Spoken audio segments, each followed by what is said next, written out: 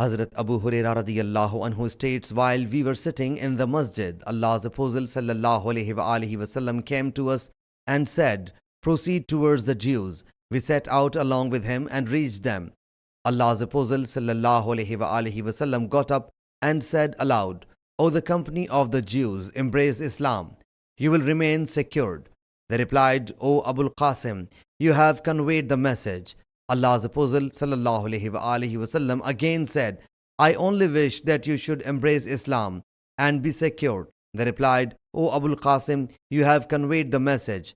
Allah's Apostle sallallahu alaihi wasallam said, "I wish the same."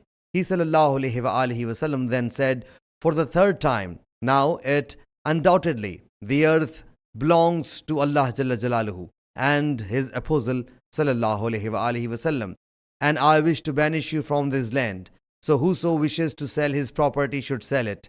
Otherwise, know it that the earth belongs to Allah Jalla Jalaluhu and His Apostle sallallahu alaihi wasallam." Sahih Muslim Hadees number 4566.